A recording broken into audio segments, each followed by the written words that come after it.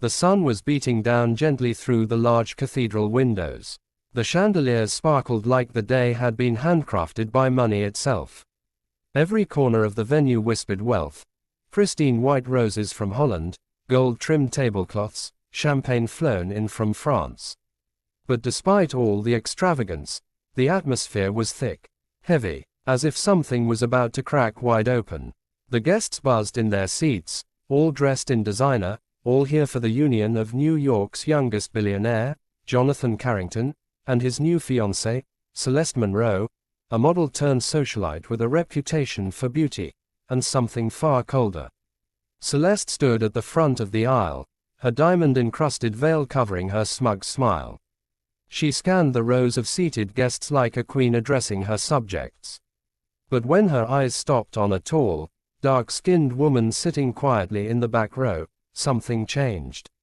Celeste's lips curled. She leaned slightly toward her bridesmaid, not even bothering to whisper. "Why is the help sitting in the guest section?"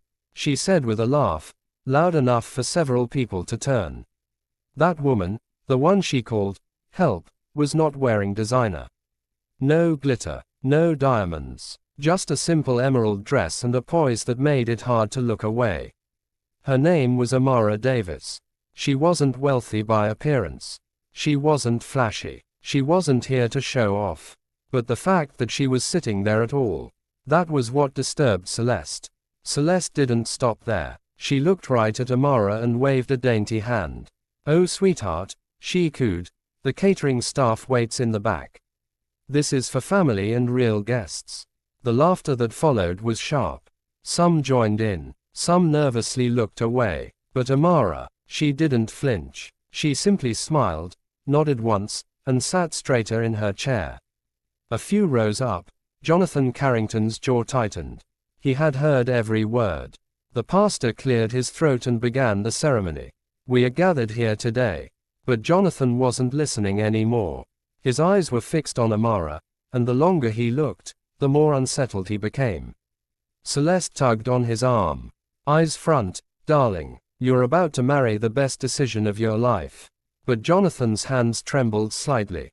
His eyes flicked between Amara and Celeste, as if something was finally snapping into focus.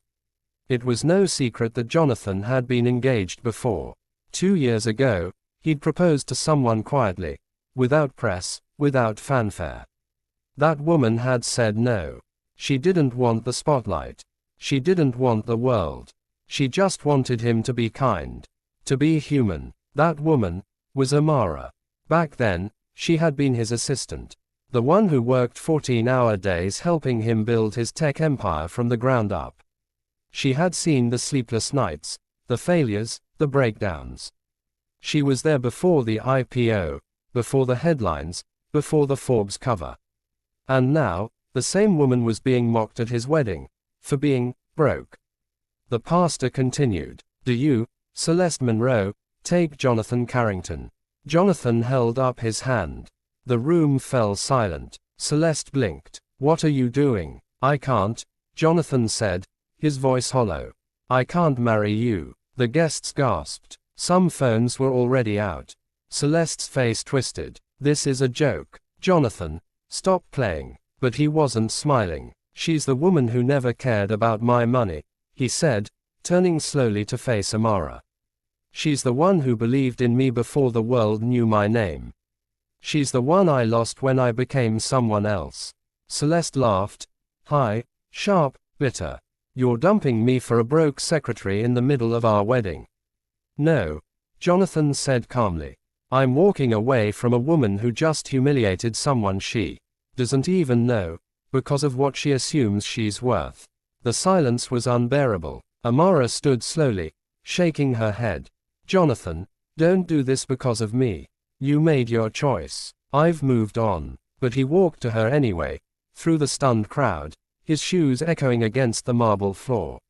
"You're right. I made my choice. I chose a mask, a spotlight, a trophy. But you're the real thing." Celeste shrieked. "You're nothing, Amara. A girl like you doesn't belong in this world." Then it happened. Jonathan turned, pulled his phone from his pocket, and made a single call. Yes, This is Jonathan Carrington. I'm canceling the merger. Effective immediately. There was